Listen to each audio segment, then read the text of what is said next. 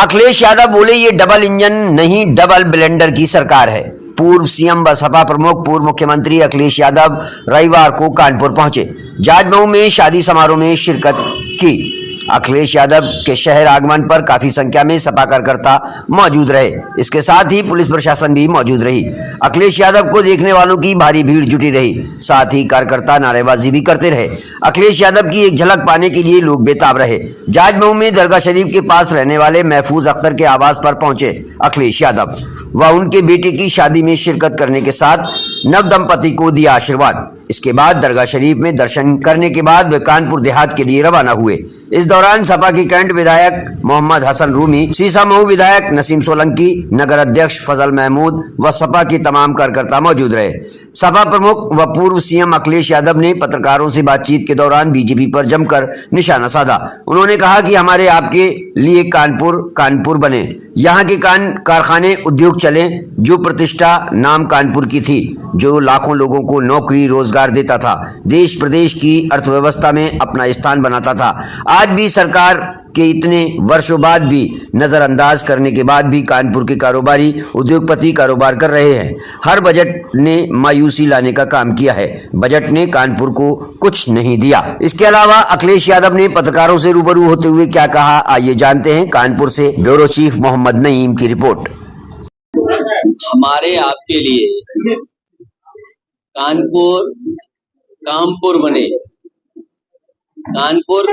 बने, यहाँ के कारखाने चले, उद्योग चले, जो नाम कभी कानपुर का था, जो प्रतिष्ठा कानपुर की कभी थी, जो लाखों लाख लोगों को नौकरी रोजगार देता था और देश की प्रदेश की अर्थव्यवस्था में अपने आप को और अपना स्थान बनाता था। और आज भी जब सरकार के इतने वर्षों के बाद नजरअंदाज करने के बाद भी, सरकारों की बेरुखी के बाद भी, कानपुर अपने आप, कानपुर के उद्योगपति, कानपुर के कारोबारी अपनी मेहनत से और तमाम उलझनों के बाद उसके बावजूद भी कारोबार कर रहे हैं। इधर कानपुर ने कई बजट देखे होंगे, जैसे हर बजट ने भारतीय जनता पार्टी के ने मायूसी लाने का काम किया। एक बार फिर जो आखिरी बजट से पहले बजट था, उसने भी कानपुर को कुछ दिया नहीं। आज भी अखबारों में जो तस्वीर छप रही है, जो सबसे बड़ी खबर मैं मानता हूं, वो आपके पनकी के कारखाने की है। ये वही पनकी का कारखाना है जो समाजवादी पार्टी ने और मैंने खुद ने इसको आगे बढ़ाने का काम किया। उसका परिणाम ये हुआ कि आज कानपुर में जो पुराना पनकी का कारखाना था, उसको खत्म कर करके नया पनकी का कारखाना बन गया है। न केवल ये कानपुर को बिजली देगा, प्रदेश को बिजली देगा, और न केवल कानपुर की अर्थव्यवस्था बेहतर होगी, बल्कि इससे देश की भी अर्थव्यवस्था बेहतर होगी। कामपुर बने, उस दिशा में हम लोग काम करना चाहते हैं। और मैं तो कहूंगा कानपुर वालों से, बीजेपी के आपने सब कुछ देख ली, सरकार भी देख ली, सांसद भी देख लिए, स्पीकर भी देख लिए और कई और पद भी देख लिया आपने, मिला क्या कानपुर को? गंगा वैसी की वैसी। अभी जब मैं कानपुर घुस रहा था तो मैं देख रहा था गंगा के किनारे जहां पानी खत्म हो गया है, वहां बच्चे क्रिकेट खेल रहे हैं मैदान में। तो सोचिए मई जून में क्या होगा गंगा का, माँ गंगा का मई जून में क्या होगा। और आगरा में मुख्यमंत्री गए हुए हैं, जब गंगा सूखेगी कानपुर में तो आगरा में यमुना सूख जाएगी। ये वो सरकार है जो किसी संस्था को मानते नहीं है। उत्तर प्रदेश पॉल्यूशन बोर्ड क्या कह रहा है, सेंट्रल पॉल्यूशन बोर्ड क्या कह रहा है, दोनों में झगड़ा है। ये डबल इंजन नहीं डबल ब्लेंडर की सरकार है, दोनों इंजन टकरा रहे हैं और डब्बों का हाल पता ही नहीं है, डब्बे क्या कर रहे हैं। और जो उर्दू की बात आपने की थी, जहां से शुरुआत हुई थी, मुख्यमंत्री जी क्या बोले, क्योंकि नेता सदन है, उनके बारे में सब जानते हैं, वो कुछ भी बोल सकते हैं। और अगर कभी देखना हो कि कुछ भी बोल सकते हैं, तो हमारे एएनआई के कोई मित्र होंगे, वो रिकॉर्डिंग जरा दोबारा देख लेना, तो आप जान जाओगे कि मुख्यमंत्री जी कुछ भी बोल सकते हैं। अगर मुख्यमंत्री जी सदन में ये बात बोले और स्पीकर मुस्कुरा रहे हो, इससे बड़ा लोकतंत्र की हत्या कुछ नहीं हो सकती है। स्पीकर की जिम्मेदारी बनती है कि अगर मुख्यमंत्री ने गलत कहा है तो मुख्यमंत्री को रोकें। और मुझे मेरे सदस्यों ने बताया कि केवल हमारे माननीय सदस्य पंकज पटेल, उसने कोई बात कह दी, उस पर पूरी बीजेपी ने माफी मंगवा ली। उर्दू को जिस तरीके से बोला जा रहा है, ये हमारी तहजीब की भाषा है। उर्दू यहीं पर जन्मी भाषा है। उर्दू हमें बहुत कुछ सिखाती है। इसमें टर्किश शब्द हैं, पर्शियन शब्द हैं, बाहर के लाए हुए शब्द हैं। भाषा वही अच्छी होती है जो स्वयं में और शब्दों को भी संभाले। जब बहते हैं शब्द इधर से उधर आते हैं तो भाषा और मजबूत होती है। और हमारे मुख्यमंत्री जी स्टेशन की हिंदी नहीं जानते होंगे, क्रिकेट की हिंदी नहीं जानते होंगे, क्लच की हिंदी नहीं जानते होंगे, स्टीयरिंग की हिंदी नहीं जानते होंगे, ब्रेक की हिंदी नहीं जानते होंगे। और एक चीज और होती है इंजन में, क्रैंक शाफ्ट, जो मोशन बदल देती है। जो मैकेनिक की गिरी जानता होगा वो जानता होगा क्रैंक शाफ्ट। तो सोचिए अभी भी वैसा ही वैसा है सब कुछ, वो कुछ जानते ही नहीं है। इसलिए बहस मत छेड़िए इस बात पे। मुस्लिम वर्ग नाराज है बजट से। उसका कहना है कि छोटा जानवर और अल्पसंख्यक को बहुत ही नीचे रख दिया गया है। 400 करोड़ का बजट छोटा जानवर के लिए दिया गया और 365 करोड़ का बजट सिर्फ अल्पसंख्यक को दिया गया। तो अल्पसंख्यक को कहाँ देख रही है? बड़ा इल्जाम लगा हुआ है महाकूप में, जहाँ भगदड़ मची वहां पे समाजवादी पार्टी के नारे लग रहे थे। इस पर क्या कहना चाहेंगे? सबसे पहले आपको जेल भेज देना चाहिए।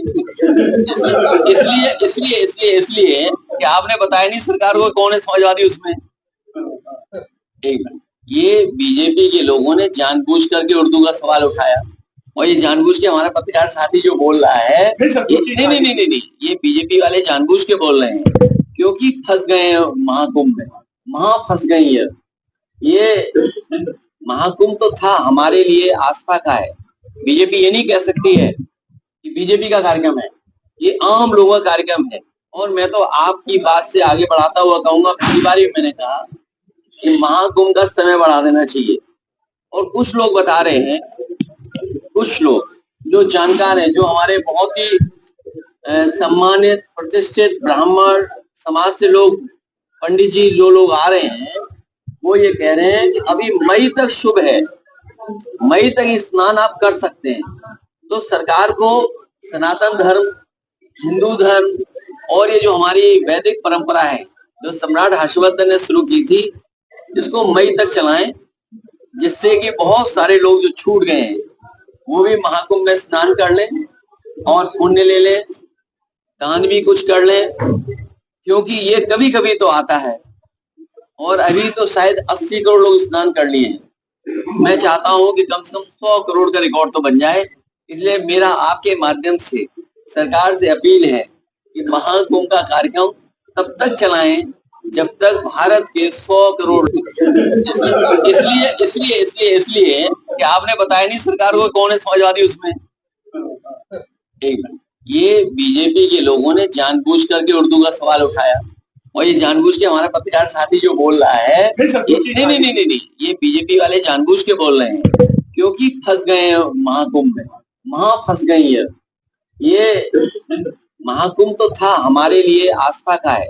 बीजेपी ये नहीं कह सकती है कि बीजेपी का कार्यक्रम है, ये आम लोगों का कार्यक्रम है। और मैं तो आपकी बात से आगे बढ़ाता हुआ कहूंगा, पिछली बार भी मैंने कहा कि महाकुंभ का समय बढ़ा देना चाहिए।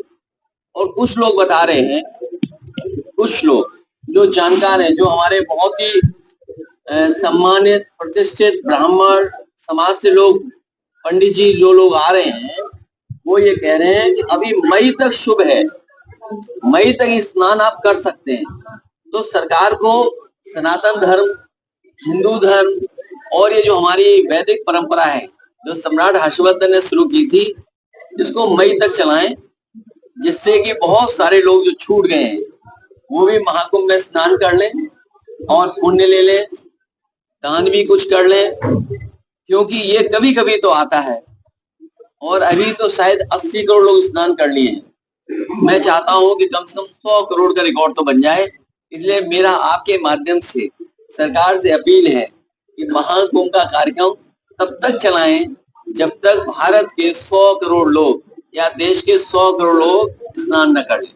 बजट वाले देखिए बजट छुट्टा तो जानवर से गया गुजरा अल्पसंख्यक को बताया गया। आप कंफ्यूज मत होइए, आप कंफ्यूज मत होइए, आप कंफ्यूज इसलिए मत होइए। पिछले 9 बजट ने पीडीए इसको कुछ दिया ही नहीं, पीडीए को कुछ दिया ही नहीं, और अगर कुछ मिल भी रहा था तो उनके साथ भेदभाव हो रहा है। बाबा साहब भीमराव अम्बेडकर जी ने ये जो आरक्षण दिया था वो पीडीए के लोगों का सम्मान था, उनका हक था, उसको छीन रही है सरकार लगातार। आप कहीं और मत जाइए। आपने जो सवाल उठाया वो बहुत महत्वपूर्ण सवाल है, रुपए को लेकर के, बजट को लेकर के है, लेकिन उससे बड़ा सवाल ये है यहाँ की जितनी भी यूनिवर्सिटी हैं, आप बताओ पीडीए कहीं दिखाई दे रहा हो तो बता दो। यहाँ की जितनी भी प्रतिष्ठित संस्थाएं हैं, 9 साल यूपी के और दिल्ली की सरकार का, अगर एक भी प्रतिष्ठित पीडीए का परिवार बैठा हो तो बता दो हमें। पीडीए के साथ ये भेदभाव इन्होंने किया है। कानपुर में जो जो संस्थाएं हैं, आप संस्थाएं गिनिए, IIIT संस्थाएं गिनिए, आप कृषि यूनिवर्सिटी संस्थाएं गिनिए, वो Baba Saheb technical university HPTI Homi Jehangir Bhabha institute, आप कोई इंस्टीट्यूट निकाल लीजिए, कोई रिसर्च सेंटर निकाल लीजिए, क्या पीडीए का एक भी व्यक्ति वहां पोस्टेड है या 9 साल में मिला है? अगर वहां पोस्ट नहीं मिली तो उनसे नीचे मिलने वाली भी जो है, चाहे वो नौकरी हो, चाहे वो सुविधा हो, किसी पीडीए परिवार को नहीं मिला है। ये 400 करोड़ किसी के लिए उनका बजट कम करके अल्पसंख्यकों को देना, ये तो बहुत छोटा सवाल है। पीडीए के साथ जो भेदभाव हुआ उसकी आप कल्पना नहीं कर सकते। इसीलिए पीडीए के लोगों ने मन बनाया है, भारतीय जनता पार्टी को रिकॉर्ड सीटों से इस बार हराएंगे। इनकी जो एक विधानसभा में 420 हुई थी, पीडीए की जनता देख रही है, प्रेस के लोग भी देख रहे हैं, ये जो 420 की थी, 403 में इनकी 420 नहीं चलेगी। एक सवाल, ओम प्रकाश राठौर ने आपको लेकर एक बात कही है कि सरकार को कुंभ पर घेर रहे हैं अखिलेश, और उसी कुंभ में डुबकी लगा रहे हैं। मैं तो कहूंगा कि हमारी विधायक कहाँ है? जैसे देखिए, अब बड़ा इंटरेस्टिंग सवाल पूछा, हालांकि मैं बोलना नहीं चाहता था, लेकिन मजबूरी है क्योंकि आपने सवाल पूछे, इसे बोल रहा हूं मैं, कोई हमारी इनकी सेटिंग नहीं है। मैं जब कन्नौज में एक मंदिर में गया था, मैं कन्नौज में मंदिर में गया था, कन्नौज में एक मंदिर में गया था मैं, उस मंदिर को गंगा जल से धोया गया था। जिस मुख्यमंत्री आवास में पूर्व में बहुत सारे मुख्यमंत्री रहे, हटे, किसी ने भी मुख्यमंत्री आवास को गंगा जल से नहीं धुलाया होगा। इस बीजेपी के लोगों ने मेरे जाने के बाद उस मंदिर को धुलवाया था गंगा जल से, मुख्यमंत्री आवास को गंगा जल से धुलवाया था। एक बार मैनपुरी में भी इसी तरीके से धुलवाने का काम किया था। बीजेपी वाले बताएं, मैं तो गंगा में नहा लिया और गंगा किससे धोगे? हमने तो गंगा पानी में ही स्नान ले लिया, अब बताओ गंगा को कहां से धोगे आप? तो इसलिए लड़ाई बड़ी है। ये जो फुलझड़ियां छोड़ दी जाती है छोटी मोटी, इनसे फर्क नहीं पड़ता है कौन क्या कह रहा है। उन्होंने तो एक श्लोक पढ़ा था, याद होगा, भजन भी गाया था, तो मैं बोल भी नहीं सकता। उनके विभाग में भ्रष्टाचार पूछ लिया किसी, आपके विभाग में ये कमीशन है, तो उसने एक श्लोक सुना दिया था, भजन गा दिया था उन्होंने। आपको पता होगा क्या भजन गाया था। ये सब की बात नहीं है। बड़ा सवाल ये है कि महाकुंभ में ये फेल हो गए, उस आयोजन में फेल हो गए, ट्रैफिक व्यवस्था में फेल हो गए, सफाई में फेल हो गए, पानी की गुणवत्ता में फेल हो गए। सेंट्रल बोर्ड, स्टेट बोर्ड लड़ रहा है आपस में बताने के लिए कौन सा पानी साफ है, माँ गंगा को साफ नहीं कर पाए। जो लोग मर गए हैं उनको मदद नहीं कर रहे हैं, अभी तक संख्या नहीं बता पा रहे हैं कि लोगों की कितनों की जान गई, कितने परिवार खो गए हैं। लोग आ जा रहे हैं, उसमें एक्सीडेंट में जान जा रही है, श्रद्धालु तमाम लोग सड़कों के एक्सीडेंट में मर गए। इसकी क्या मदद करेगी सरकार? ये सरकार न केवल महा फेल हुई है, इस सरकार ने महा घपला भी किया है, इसलिए इसको कोई न कोई रास्ता ढूंढती है बाहर निकलने।